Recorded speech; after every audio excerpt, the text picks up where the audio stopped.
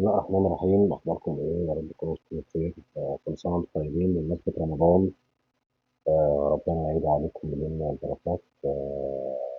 وحشاني جدا والله، وحشني إن أنا أطلع أتكلم معاكم في شوية ظروف كده يعني. أنا مقل جدا في الفيديوهات والأحداث اللي بتحصل بصراحة أكتر الواحد من إن هو يعمل فيديوهات أصلا ولا يتكلم يعني. كلمتين كده صراحة بخصوص ماتش القمة، وعايد عليكم يعني بمناسبة رمضان. لو هيتلعب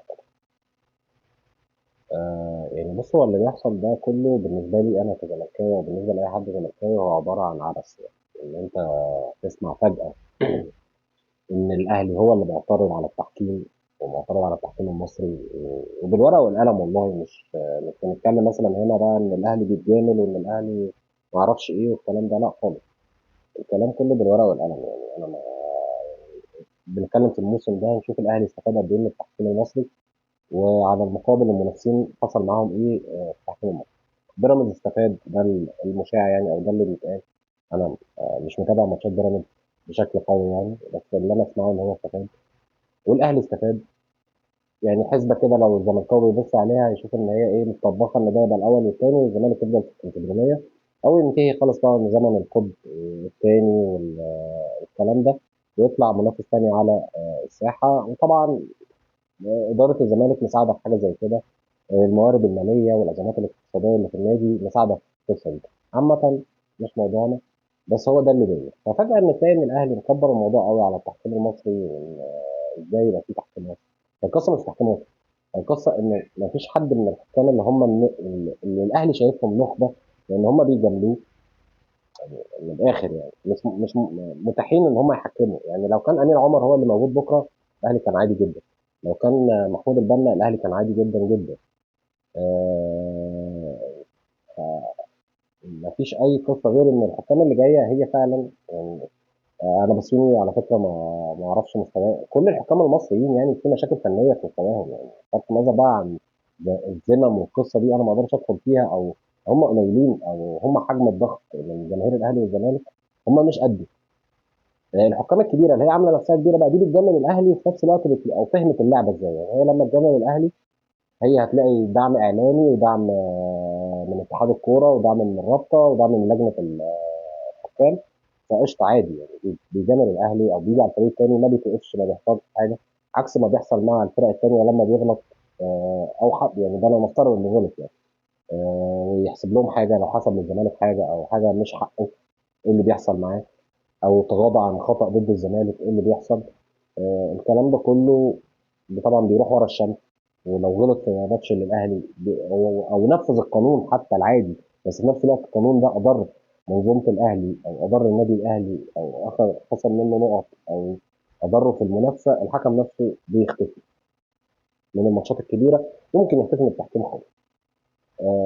فالقصه بالنسبه لي يعني لغز، تمثيليه مسرحيه كده غريبه يعني. آه، رغم ان الناس طلعت بالليل وقالت ان الاهلي هي يعني بعد الاجتماع الطارئ ده هيطلع يقول انه مش هيلعب. ما اعتقدش ان الاهلي مش هيلعب، او هو لو هيعمل كده يبقى هو عارف ان اتحاد الكوره هيعلن التاجيل او حاجه. لكن الاهلي مش هيضحي بخساره نقاط في المنافسه، مش هيعمل كده الا لو مالي ايده، لان هو بصراحه اداره متمرسه وغير الاداره اللي بتاخد قرارات عشوائيه او حاجه وهي مش عارفه عواقبها يعني. فهو الاهلي ما اعتقدش ان هو ياخد قرار غير لما يكون عارف او مأمن ظهره ان القرار ده مش هيضره في منافسه الدوري اللي هو اصلا قريب منها يعني. هو 3 نقط ولسه عنده ماتش مع بيراميدز. وفي ماتش زي قدام الزمالك يخسر قدامه 3 والانسحاب يبقى فيه عقوبه ثانيه 3 نقط، يضيع منه 6 نقط. ده مش الاهلي ودي مش اداره الاهلي. لو انسحبت من الماتش هيبقى في شكل كده هيطلع ان اتحاد الكره يأجل الماتش، يحصل اي حاجه يعني غير ان الاهلي يضحي بنقاط المباراه يعني. ودي ده اللي عهدناه من اداره الاهلي وعهدناه من الاتحادات والرابطه ان هم بيخافوا من الاهلي جدا. آه، نتكلم بقى عادي يعني. لو نتكلم مثلا بعيد عن المسرحيه اللي دايره، لو الكلام ده مش كل واحد بيدور على مصلحته، بيدور على مصلحه الكوره يعني. ان الزمالك لما يعني خد قرار مشابه او خد قرار زي ده، كان الاهلي يتضامن معاه، تمام، ويقف هما الاثنين ضد العك اللي بيحصل من اتحاد الكوره ورابطه الانديه. لكن عمر ما الاهلي خد خطوه زي دي، صفر. دي اغلبيه قرارات الزمالك، يعني لما الزمالك اشتكى السنه اللي فاتت واللي قبليها ولما انسحب، عمر ما الاهلي مثلا قرر، رغم ان العلاقات دلوقتي المفروض افضل من ايام مرتضى منصور، ما الاهلي ما خدش قرار ان هو مثلا يتواصل مع حسين لبيب ويحاولوا ان هما الاثنين كاكبر انديه مصريه وافريقيه وعربيه ان هما يصلحوا حال الكوره. محدش بيبص غير على مصلحته. يعني انا لو في وضع لو الاهلي ليه مواقف سابقه او حتى على الاقل بيدعمك من تحت لتحت في مواقفك، يعني او مش لازم يعني بيبقى فيه يعني طريقه دعم مختلفه.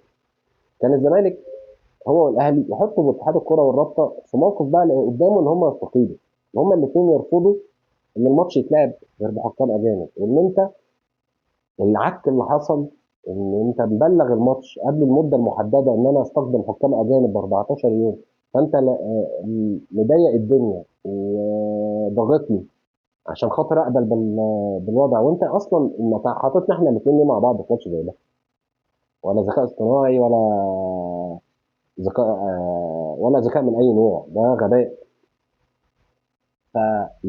لو الدنيا طبيعيه والاثنين ما بيبصوش غير على مصلحه الكره المصريه، قطبين الكره المصريه، الطبيعي ان هم يحطوا ايديهم في ايدين بعض ويواجهوا بقى اتحاد الكره فيها على الاقل.